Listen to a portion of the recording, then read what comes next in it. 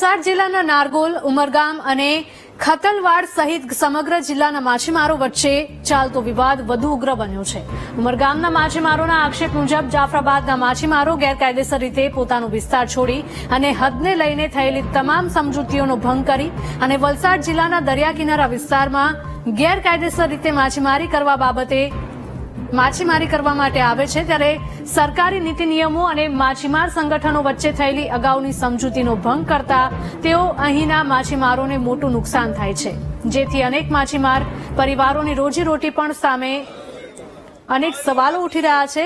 ત્યારે નારગોલના દરિયા કિનારે વલસાડના ઉમરગામ, ખતલવાડા સહિત સમગ્ર જિલ્લાના માછીમારોને એક વિશાળ સભા મળી હતી, જેમાં માછીમાર અગ્રણીઓ અને મોટી સંખ્યામાં માછીમારો સાથે સ્થાનિક લોકો પણ જોડાયા હતા।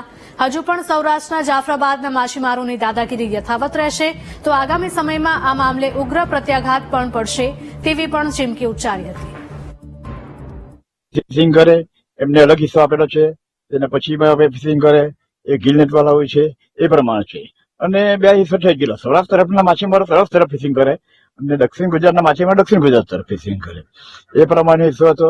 પરંતુ અત્યારે એ લોકો મોટી બોતો તેમજ આઈસ સ્ટોરેજ લઈને 10-12 દિવસથી ફિશિંગ કરે છે અને આ દક્ષિણ ગુજરાતના એકદમ 9 નોટિકલ માઇલ અંદર ઘૂસી જાય છે, જેના કારણે અમારી ફિશિંગમાં અમે ફિશિંગ કરી શકતા નથી। 23માં રાઘોજી પટેલ સાહેબે અમારી મિટિંગ ગોઠવી આપેલી હતી કલેક્ટર શ્રી નવસારીમાં, ત્યારે પણ નક્કી થયું હતું કે ભાઈ ચાલો 50-50% ની જગ્યાએ 40% અમારો અને 60% તમારો। એમને મિટિંગ માટેનો 2 દિવસનો સમય આપ્યો કે 2 દિવસમાં અમે જણાવશું, કલેક્ટર દ્વારા કહ્યું કે 2 ની જગ્યાએ 5 દિવસ તમે કહેજો, કઈ વાંધો નહીં। આજ સુધી કનૈયાલાલભાઈ સોલંકી જે હાલના ખારવા સમાજના પ્રમુખ છે, આજ સુધી એવો આપણે વચ્ચે આ મિટિંગનો કોઈ નિરાકરણ લાવ્યા નથી।